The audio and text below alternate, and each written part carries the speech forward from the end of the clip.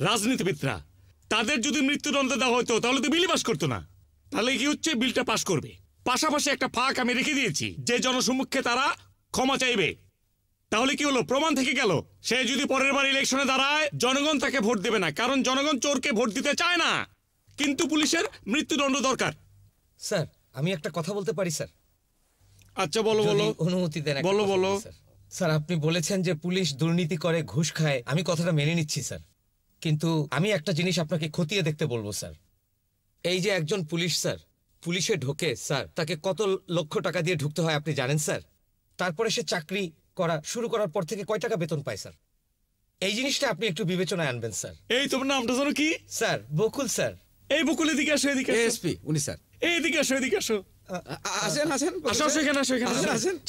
SP sir আসেন আসেন। SP sir আমি আরে আসো না, আসো আসো আসো আসো। আসেন আসেন স্যার। এখানে কাছে আসো স্যার, কাছে আসো না। আসেন। আরে কাছে আসো। স্যার তোমার সাথে অনেক দুর্ব্যবহার করে ফেলেছি, অনেক ভালো কথা বলেছো, যাও। বকুল সাহেব, স্যার কিন্তু আপনাকে অনেক পছন্দ করেছে, খুব পছন্দ করেছে। নারীর প্রতি সহিংসতার বিষয় স্যার আপনার লিস্টে কোনো কিছু আসেনি। আরে আমি তো আগেই বলছি, কোনো প্রকার সন্ত্রাসী চলবে না।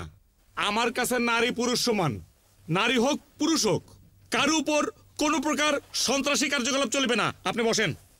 Thank you sir. Welcome welcome.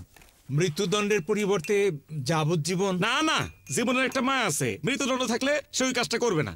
Sir excuse me sir. এই যে সরকারি কর্মচারীদের দায়িত্ব অবহেলার কথা বললেন স্যার, আমার মনে হয় এটা সম্পূর্ণ ঠিক না স্যার। হ্যাঁ কথা কম, হ্যাঁ বলেন। স্যার এমনিতেই আমরা স্যার এই দায়িত্ব পালন করতে গিয়ে বিভিন্নমুখী রাজনৈতিক চাপের মুখে থাকি, তারপরেও দায়িত্বের চাপে আমরা বিভিন্ন সময় পারিবারিক অনুষ্ঠানে উপস্থিত হতে পারি না স্যার। আর আমি হলফ করে বলতে পারি স্যার, বিসিএস ক্যাডার হিসেবে সরকারি চাকরিতে যোগদান করার পর থেকে আজ পর্যন্ত আমি দায়িত্ব অবহেলা করিনি স্যার। আজকের কথা বলি স্যার, আজকে বেবির সাথে আমার তার বোন।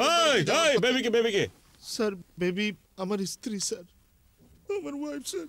তার সাথে স্যার আজকে তার বোনের মেয়ের জন্মদিনে স্যার আমার যাওয়ার কথা ছিল স্যার, কিন্তু ডিসি স্যারের ফোন পেয়ে স্যার আমি এখানে চলে এসেছি স্যার।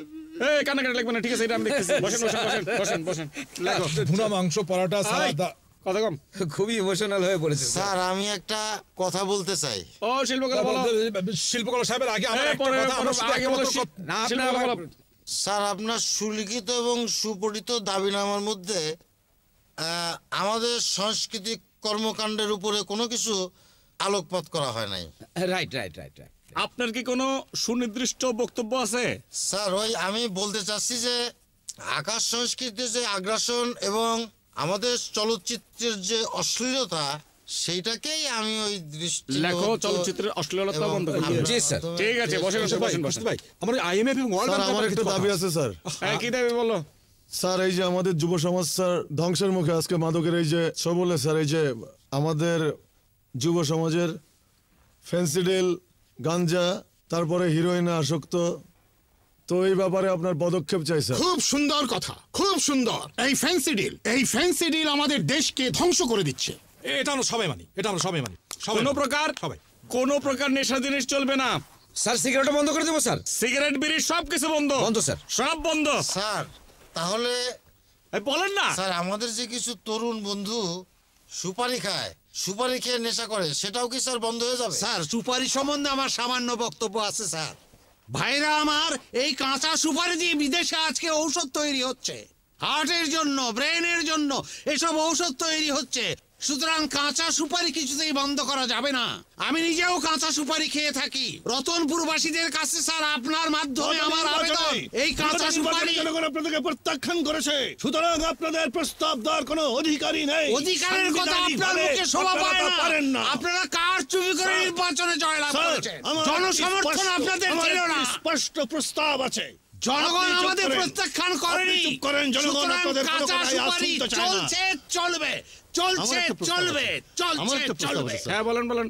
স্যার আমার প্রস্তাব, জনগণের ভোটে, প্রত্যক্ষ ভোটে গণতান্ত্রিকভাবে নির্বাচিত এই যে পৌরসভার চেয়ারম্যান আছেন, তাদের কাছে পুলিশ, সিভিল প্রশাসন, পানি, বিদ্যুৎ, শিক্ষা, আয়কর এই সমস্ত কিছু দায়িত্ব দিতে হবে। তাহলেই দুর্নীতি একমাত্র বন্ধ হতে পারে। এই লোকের কোনো কথা বলে না। যেতে পারে। ওনার মধ্যে একটা দুশ্চরিত্র এবং মেয়ে ঘাসা লোক স্যার, এটা কখনোই হতে পারে না। উনি একটা লুচ্চা স্যার, উনাকে আমি চিনি না, স্যার। উনি কি স্যার, দেখেন স্যার, চুপ করেন। এবং উনি ভাই গম স্যার। এই! চুপ চুপ